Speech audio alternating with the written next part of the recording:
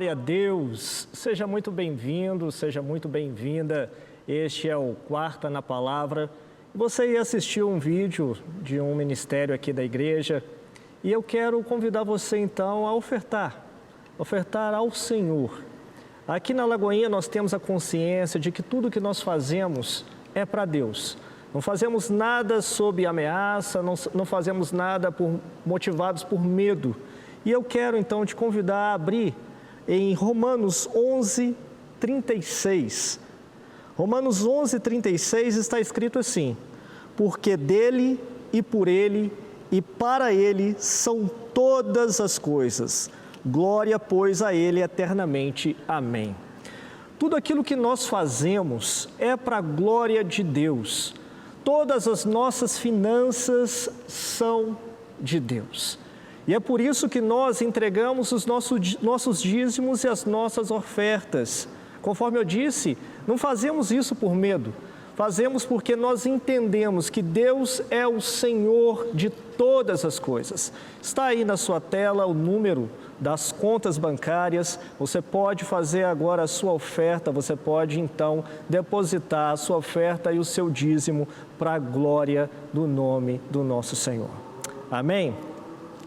Hoje nós vamos começar uma série, que é a série de estudo da carta de Paulo aos Romanos.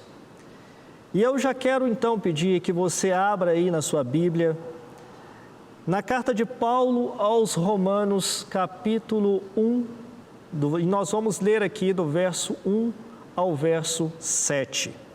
Se você puder, já abra aí então a sua Bíblia. E eu vou ler aqui com vocês, Romanos 1, a partir do verso 1 ao verso 7. E a palavra de Deus diz o seguinte: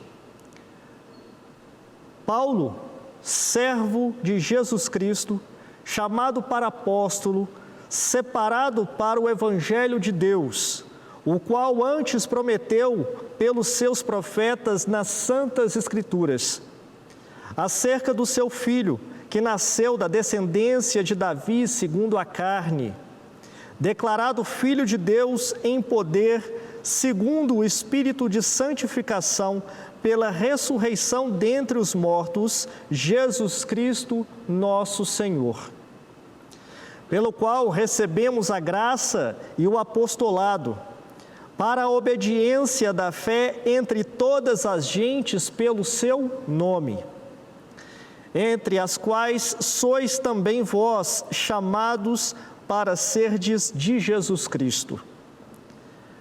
A todos os que estáis em Roma, amados de Deus, chamados santos, graça e paz de Deus nosso Pai e do nosso Senhor Jesus Cristo. Essa é a palavra de Deus, e eu quero então te chamar, te convidar, para que nós possamos orar neste momento, para que Deus possa nos dar a revelação da sua palavra. Se você puder, feche os seus olhos. Querido Deus, Pai, em o nome de Jesus, eu peço ao Senhor que abra um entendimento da Tua palavra a nós nesse dia. Que o Senhor fale aos nossos corações, mas muito mais do que isso, que o Senhor nos leve à prática da Tua palavra. Que o Senhor nos revele a Tua vontade e nos ensine, nos direcione e traga, Senhor, o avivamento do Senhor através da Tua palavra. E que seja assim, Senhor, não somente para Lagoinha, mas para todos aqueles que nos acompanham, para a honra e glória do Teu santo nome. Amém, amém e amém. Meu irmão, minha irmã, a epístola de Paulo, essa carta de Paulo aos Romanos, ela é uma espécie de manifesto cristão. Paulo, quando ele escreveu essa carta, ele escreveu para uma igreja que estava vivendo situações muito específicas. E sobre essa carta aos Romanos, eu quero começar lembrando aquilo que Lutero nosso reformador Lutero, ele disse sobre a carta de Paulo aos Romanos. E ele disse que realmente essa é a parte principal do Novo Testamento. E verdadeiramente o que há de mais puro no Evangelho. Todo cristão, segundo Lutero, deveria não apenas conhecê-lo de coração, palavra por palavra, mas também ocupar-se com ele a cada dia como pão cotidiano para a sua alma. Aqui Paulo está falando desse livro de Romanos, melhor, Lutero está falando desse livro de Romanos, dessa carta aos Romanos. E ele diz que todo cristão não deveria apenas conhecer de coração, palavra por palavra, mas também ocupar-se com ele dia após dia, meditar nessa carta como um pão diário. E muitos líderes, ao longo do tempo, ao longo dos séculos, eles foram diretamente influenciados por essa carta. Posso começar citando Agostinho. Agostinho, que segundo a sua história, ele vivia uma vida devassa. Antes de conhecer o Senhor, ele tinha uma vida devassa. Mas, um certo dia, ele, no meio da cidade, ele ouve uma criança dizendo, toma e lê, toma e lê, toma e lê. E ele ficou com aquilo na cabeça, até que ele então leu exatamente a carta de Paulo aos Romanos. E ali ele teve um encontro com o Senhor e entendeu que ele deveria se santificar. Ele teve a certeza do caminho que deveria seguir. Além de Agostinho, nós podemos citar o próprio Lutero. Lutero também, ele estava vivendo uma crise de fé, uma crise espiritual, quando ele então leu ali no capítulo 1,16, que o justo, ele vive pela fé. Isso mudou a vida dele, mudou completamente a vida dele. Ele que estava vivendo uma vida muito conturbada, cheia de culpa, cheia de medo, insegurança a respeito da salvação, até que ao ler a carta de Paulo aos Romanos, ele entendeu que a justificação ela é pela fé. Isso mudou a vida dele. E outra pessoa que nós podemos citar 200 anos depois, John Wesley. John Wesley, ele no dia 24 de maio de 1738, durante uma reunião dos irmãos morávios lá em Londres, uma reunião que o próprio Wesley fala que ele foi até a contragosto. Ele não foi querendo, mas acabou indo. E ali, nessa reunião, ele ouviu alguém lendo, na verdade, o prefácio do comentário de Lutero à carta de Paulo aos Romanos. Ele nem mesmo estava lendo diretamente a carta aos Romanos. Ele estava aqui, como nós, ouvindo um comentário sobre a carta de Paulo aos Romanos. E naquele dia 24 de maio de 1738, Wesley descreve que ele teve um coração aquecido pela palavra de Deus. Coração aquecido, e ele teve certeza da sua salvação. A carta de Paulo aos Romanos mudou a história também de John Wesley. Para você ver a importância desse estudo que nós começamos hoje e esperamos terminar agora neste ano, essa carta, o estudo dessa carta. Conforme Lutero disse, é a parte principal do Novo Testamento. E aí eu começo perguntando, por que Paulo então escreveu essa carta? Ele escreveu essa carta para promover então a doutrina cristã. É uma declaração firme e coerente da fé cristã, do Evangelho de Deus. E ele escreve essa carta quando ele estava ali na Grécia. Ele ficou 3 anos na Grécia, na verdade Grécia entre aspas, porque ele estava ali naquela região da Grécia, né? E ele então pensou em Roma, porque era a cidade que estava situada a 2/3 da distância entre Jerusalém e Espanha, onde Paulo pretendia chegar com o Evangelho.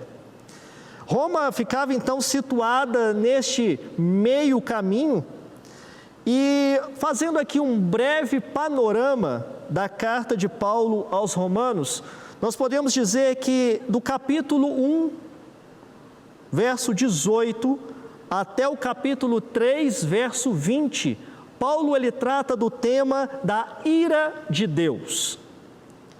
Do capítulo 3, verso 21, até o capítulo 8, 38, 8 verso 39, melhor dizendo, Paulo trata sobre a graça de Deus. E do capítulo 9 ao capítulo 11, Paulo trata do tema do plano de Deus. E do capítulo 12, verso 1, até o verso 15, ou melhor, capítulo 15, verso 13, Paulo trata sobre a vontade de Deus. E aqui nessa primeira parte do capítulo 1 da carta de Paulo aos Romanos, Paulo começa exatamente assim: Paulo, servo de Jesus Cristo. É assim que Paulo se apresenta, como servo. Aqui no grego, no original, a palavra servo é doulos, que poderia ser traduzido também como escravo. Olha que tremendo, olha como que Paulo se apresenta, o apóstolo Paulo se apresenta. Paulo, escravo de Jesus Cristo. E essa imagem que Paulo utiliza de escravo, essa imagem denota que ele se apresenta como alguém que não tem vontade própria. Escravo é isso. O escravo, ele não pode fazer outra coisa senão a vontade do seu senhor. O escravo não tem vontade livre. E é isso que Paulo está apresentando aqui. Ah, Mariel, você pode então estar pregando aqui doutrina. Não, meu irmão, eu estou falando como que Paulo se apresenta. Não estou aqui falando de arminiano, não estou falando aqui de calvinista, não. Estou aqui te falando como que o próprio Paulo se apresentava. E ele se apresentava como um servo, como um escravo, como alguém que não tinha uma vontade livre. E qual era a nossa condição antes de encontrar o Senhor? Ou melhor, qual é a condição de toda pessoa que ainda não encontrou o Senhor? O próprio Paulo, ele diz que essa pessoa, ela é escrava do pecado. E o escravo, conforme eu disse, ele não tem vontade própria, ele não pode fazer outra coisa senão a vontade do seu Senhor. E aí você observa que Paulo, ao dizer que ele agora é escravo de Cristo, escravo de Jesus Cristo, ele está dizendo que ele, embora continue como escravo, continue sem vontade própria, mas agora ele obedece a um Senhor diferente. E eu te digo mais, te digo que, de acordo com o teólogo Abraham Kuyper,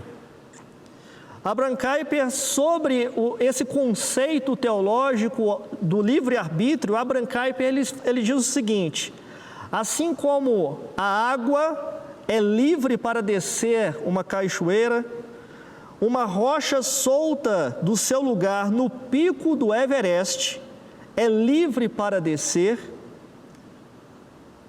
mas a água não é livre para subir a cachoeira, e nem a pedra é livre para subir o Everest. Assim é o homem natural. livre para fazer o mal, mas incapaz de seguir a Deus. Com esse paralelo, com essa analogia, Kuyper ele está dizendo o seguinte, que para fazer o mal, para descer, todo mundo é livre. Agora, para fazer a vontade de Deus, se isso não for por obra do Espírito Santo, não há liberdade. Ninguém é livre para escolher a Deus, se antes o próprio Deus não trabalhar no coração do ser humano. Olha o tanto de informação nós podemos extrair apenas dessa primeira frase. Paulo, servo de Jesus Cristo. Paulo, servo de Jesus Cristo. Meu irmão, se você diz ser servo de Jesus e não faz o que ele manda, eu sou aqui obrigado a te questionar: que servo é você? Qual é esse tipo de servidão? Uma servidão em que você faz a sua vontade própria e não a vontade do seu Senhor. Servo é um título antigo, não foi inventado por Paulo. Desde Moisés, Josué, todos eles se identificavam como servo de Deus. E aqui Paulo, ele se identifica como servo de Jesus. Ele transfere esse título de Senhor, que antes era dado a Deus, e transfere isso para Jesus. E ao dizer que ele é servo de Jesus, ele está dizendo exatamente que ele não tem vontade própria. O seu propósito de vida é fazer a vontade do seu Senhor, que é Jesus. A nossa condição espiritual, o próprio Paulo também diz que era de morto espiritualmente. E mais uma vez, essa imagem de morto espiritual denota que morto não exprime vontade. Quando Paulo ele vai expandir esse entendimento de servo e senhor, essa relação trabalhista, né, essa relação pessoal do crente com o Senhor, ele usa também essa imagem de morto. Nós estávamos mortos em nossos delitos e pecados. E isso mostra que morto não exprime vontade. Se não for por obra exclusiva do Espírito Santo, ninguém pode escolher a Deus. Ninguém pode fazer a opção por Deus. Só Deus, para primeiro Só Deus pode trazer de volta a vida do espírito humano. Só Ele. Para que então esse ser humano, de volta à vida espiritual, ele então faça a opção por Deus. E continuando,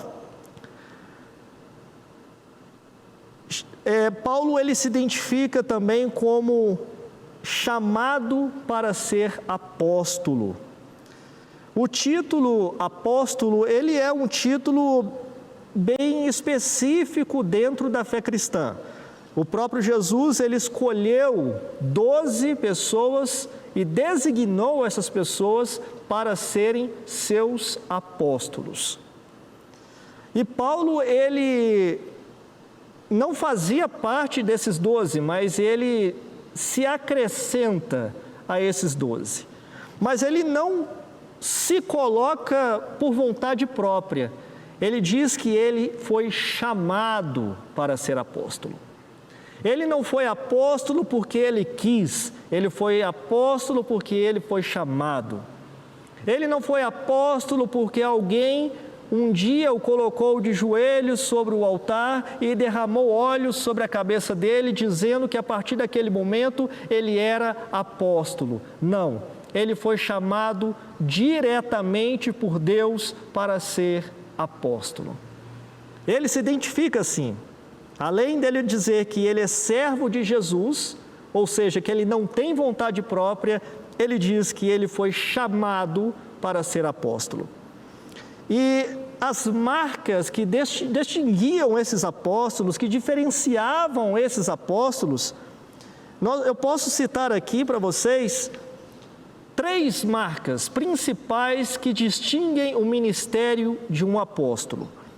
A primeira marca é que estes apóstolos, eles foram chamados diretamente por Jesus. Todos os apóstolos foram chamados diretamente por Jesus. A segunda marca é que estes apóstolos foram testemunhas oculares de Jesus, ou pelo menos, como no caso de Paulo, foram testemunhas da sua ressurreição. Todos eles foram testemunhas oculares de um Jesus histórico, de um Jesus que andou pela terra no tempo e no espaço. Foram testemunhas de Jesus. E no caso de Paulo, ele viu Jesus ressurreto. Foi testemunha dessa ressurreição. E a terceira marca do apóstolo é que todos eles foram enviados por Jesus para pregarem com a sua autoridade. O apóstolo no Novo Testamento, portanto, ele lembra muito aquilo que eram os profetas, pessoas que eram chamadas e enviadas para pregarem o Evangelho. Pregarem a palavra de Deus, melhor dizendo. Os profetas do Antigo Testamento, eles foram chamados e enviados para levarem a palavra de Deus. E lembra também aquilo que no judaísmo rabínico eram aquelas pessoas que eram representantes autorizados e investidos de autoridade para exercerem ali uma função limitada. Apóstolo, dentro deste contexto, fala exatamente sobre isso, esse duplo significado, esse duplo papel de ensino e autoridade dos apóstolos. Agora eu quero dizer o seguinte: existe a função apostólica. Aquelas pessoas que são plantadores de igreja, essas pessoas exercem a função apostólica. Muitos que hoje se diz apóstolos, e eu não estou aqui para criar polêmica nem para criticar ninguém, mas muitos que hoje se dizem apóstolos não têm nenhuma dessas marcas que eu disse para vocês aqui, mas talvez eles exercem a função apostólica. São plantadores de igreja, são pessoas que vão para locais, muitas vezes locais que nunca receberam o Evangelho, nunca ouviram falar do Evangelho, e ali eles trazem a base da fé cristã. Eles trazem essa base, constroem a fé cristã. E ali, então, eles exercendo essa função apostólica, de fato, não são como os apóstolos, estes primeiros apóstolos, mas pode-se dizer que são apóstolos porque exercem a função apostólica. É importante fazer essa diferenciação, mas eu creio que todos os dons ministeriais ainda hoje estão em vigor.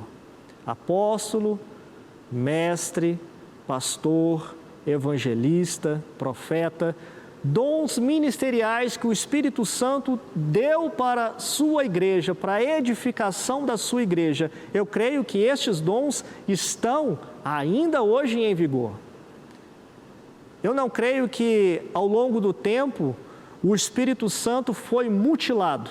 Arranca-se alguns dons ministeriais para que fique apenas outros. Eu não creio nisso. Então, essa diferenciação ela é muito importante. E continuando, falando ainda sobre esse chamado de ser apóstolo, eu posso dizer para vocês que ninguém pode ser apóstolo se não for chamado dessa maneira. Mas não como testemunha, não como alguém que viu a ressurreição, mas pode ser chamado exercendo a função apostólica. E Paulo, ele diz mais, ele diz que ele foi separado para o Evangelho de Deus. E aqui, essa qualidade de apóstolo contrasta com o que ele disse antes, que é a qualidade de escravo.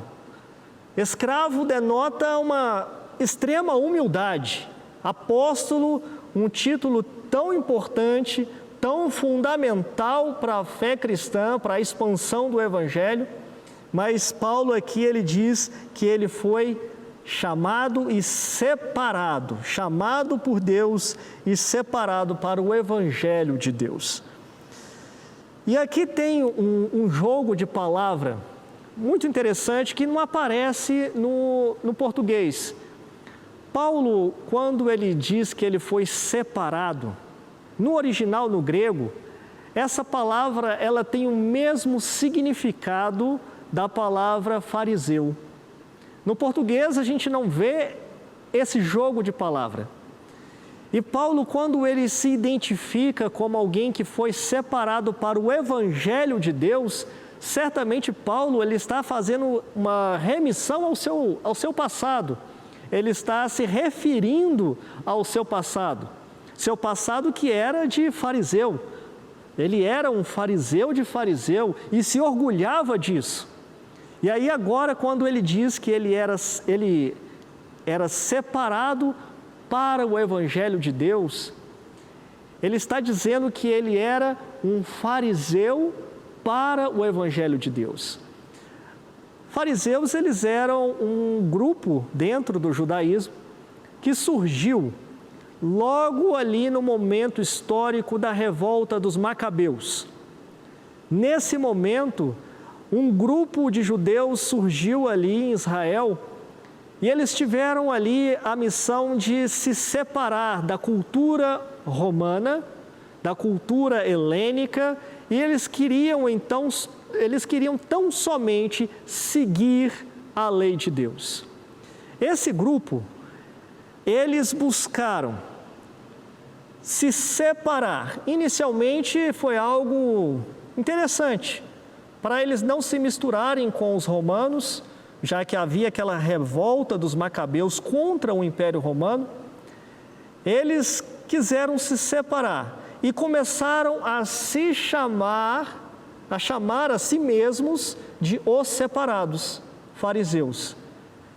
Posteriormente, criaram tantas leis que se tornaram hipócritas e entraram em choque com Jesus e sequer reconheceram a vinda do Filho de Deus. Mas aqui Paulo, ele está dizendo que agora ele já não era mais separado para a obediência da lei, mas agora ele era separado para o Evangelho de Deus. E o que é o Evangelho de Deus? Essa é a pergunta fundamental que eu quero fazer aqui, hoje com vocês. A origem do Evangelho, conforme Paulo, ela está em Deus. O Evangelho, ele não é a coleção de ideias humanas, de pensamentos humanos, de doutrinas humanas. O Evangelho de Deus é o poder de Deus. E ele não começa aqui com Paulo, ele começa desde o Gênesis. A boa notícia da salvação, essa promessa de Deus para salvar, ela começa lá em Gênesis. Quando Deus promete que da semente da mulher viria a restauração. Todos os profetas do Antigo Testamento falaram sobre a promessa da salvação. Todos eles. O Evangelho de Deus é uma continuidade histórica que não começa no Novo Testamento. É uma continuidade histórica do Antigo Testamento e que, enfim, em Jesus, há então o cumprimento dessa promessa. Isso é tremendo, isso é maravilhoso. Por quê? Porque uma vez que a origem do Evangelho está em Deus, uma vez que a origem do Evangelho não é o ser humano, ou seja, o ser humano não inventou essa boa notícia, ele só é um mero instrumento dessa boa notícia. Uma vez que a origem é Deus, isso mostra que Ele é eterno. Aleluia! O Evangelho é eterno, ele não termina com o ser humano. Céus e terras podem passar, mas a palavra de Deus não vai passar. Grandes líderes do Evangelho, da Igreja de Jesus, podem e irão passar, mas o Evangelho é de Deus. O Evangelho não passa com as pessoas, ele é eterno. E o Evangelho de Deus é a boa notícia do próprio Deus para o mundo perdido. Sem essa convicção, a evangelização perde todo o seu conteúdo, perde o propósito, perde a motivação. E o testemunho dos apóstolos mostra exatamente que a origem do Evangelho está em Deus. Porque, veja bem, se o Evangelho fosse inventado, tivesse sido inventado por aquelas pessoas, se o Evangelho fosse uma invenção dos apóstolos, uma garantia eu dou para vocês: ninguém morre em nome de uma mentira. Se fosse algo que eles se reuniram tão somente para convencer as outras pessoas, esses apóstolos não teriam morrido e se entregado da maneira brutal que morreram. Ninguém morre em nome de uma mentira. Até mesmo aquelas pessoas que explodem o seu próprio corpo e se entregam em nome de uma causa, elas se entregam acreditando que aquilo é a verdade. O testemunho desses apóstolos, todos eles morreram de forma brutal e cruel, com exceção de João. O testemunho destes apóstolos mostra exatamente que a origem do Evangelho, ela está em Deus. E estando em Deus, estando ela em Deus, o que nos cabe fazer é lutar para que este Evangelho não seja corrompido. Já naquele tempo de Paulo, alguns grupos começaram a distorcer o Evangelho que é de Deus, tal como os judaizantes. Os judaizantes eram um grupo de judeus que acreditavam em Jesus. Porém, eles acreditavam que a salvação ela não vinha tão somente pela graça, mas também pelas obras da lei, pela obediência à lei. E Paulo aqui na sua carta aos Romanos, ele responde aos judaizantes, dizendo que a justificação ela é pela fé. Mas existia também um outro grupo, que era o grupo daquelas pessoas, dos libertinos, aquelas pessoas que acreditavam muito na graça de Deus. E acreditavam tanto na graça de Deus que elas começaram a abusar dessa graça, dizendo: olha, já que eu sou salvo sem merecimento, então eu posso viver da maneira que eu quiser. Vou ser salvo de qualquer maneira, então eu posso viver no pecado. Paulo, ele também responde a essas pessoas lá no capítulo 6, dizendo que de maneira alguma aqueles que receberam a graça devem abusar dessa graça para viver no pecado. Essas distorções, elas não terminaram ali no primeiro século. No segundo século apareceram então os judaizantes, melhor, os gnósticos, que acreditavam que a salvação ela vinha pelo conhecimento. Depois disso, a própria igreja de Roma, ela apostatou da fé, e apostatando da fé, começou a praticar tantas coisas que não estavam de acordo com o Evangelho, sendo que aí veio a Reforma Protestante, Lutero e tantos outros, sendo que hoje, ainda hoje, nós temos que lutar pela pureza desse Evangelho, o Evangelho que é de Deus, o Evangelho que não é nosso, o Evangelho de Deus. Hoje nós temos aí um Evangelho que nós podemos dizer que não é o Evangelho de Deus, mas o Evangelho de Mamon. Um Evangelho que prega a satisfação dos desejos humanos, simplesmente para que ele seja satisfeito. É um fim em si mesmo. Não estou dizendo que Deus não pode prosperar. Deus pode. O que eu estou dizendo aqui é que o Evangelho de Deus, ele não se confunde com esse Evangelho fácil, em que você é convidado tão somente para vir sem um relacionamento com Deus, vir tão somente para ser feliz, vir tão somente para prosperar, e o foco se torna você. O servo, no caso, é o próprio Deus, que ele tem que trabalhar para te fazer feliz, e não ao contrário, como Paulo mesmo se apresenta. Ele se apresenta como servo, como escravo de Jesus Cristo. E eu quero aqui, uma vez que a gente então agora já trabalhou esse primeiro versículo, eu quero continuar no próximo programa a partir do verso 2, onde nós então vamos estudar sobre o cumprimento dessa promessa, que está na pessoa de Jesus. Mas antes de encerrar, eu quero falar com você. Você que hoje talvez ouviu essa palavra pela primeira vez. Você que ainda não conhece o Senhor, ou até mesmo você que conhece, mas se afastou dos seus caminhos. Eu quero te dar um testemunho. Eu conheci o Senhor através da televisão, através do pastor Vanderlei Miranda. Ele fez uma oração, ele pediu que nós colocássemos as nossas mãos sobre o televisor.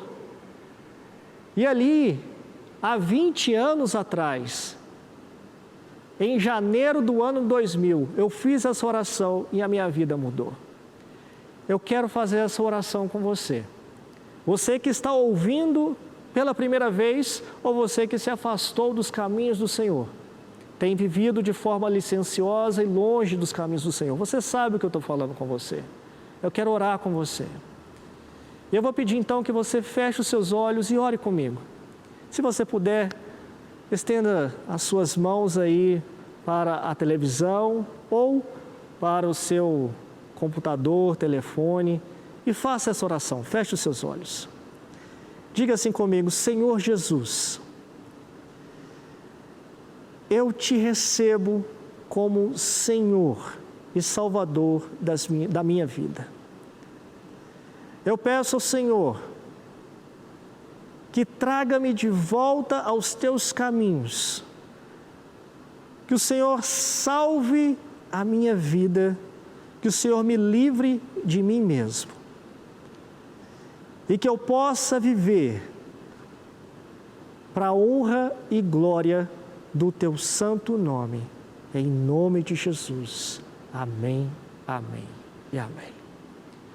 Meu irmão, minha irmã, se você fez essa oração pela primeira vez, ou se você está agora retornando aos caminhos do Senhor, eu quero te pedir para que você então entre em contato conosco. Você não está sozinho, nós queremos te acompanhar. Está aparecendo aí na sua tela o telefone da paz. Ligue para nós, 3429-9550. Ligue para nós. Ou então, se você quiser, mande um e-mail. Se você quer conversar comigo ou se você quer tirar alguma dúvida, mande um e-mail que está aparecendo aí na sua tela. Ou se você está aí com o celular na mão, Você pode entrar em contato comigo também pela rede social, está aparecendo aí na sua tela a minha rede social. Entra em contato comigo. Eu quero caminhar com você, eu quero te encaminhar para uma célula, eu quero te encaminhar para um discipulado. Não existe igreja sozinho. Ninguém é igreja sozinho. Essa conversa de que Deus e eu e mais ninguém, isso não é bíblico. Nós queremos caminhar com você. Amém? Deus te abençoe. E Deus abençoe você também que nos acompanhou aqui até agora. No próximo programa nós vamos continuar este estudo. Veja o quanto é rica essa carta de Paulo aos Romanos. Apenas um versículo, 30 minutos de pregação. É muito rico. E nós queremos, versículo a versículo, palavra a palavra, trabalhar essa carta com vocês. Próximo programa, então, eu aguardo todos vocês, que Deus abençoe e até lá.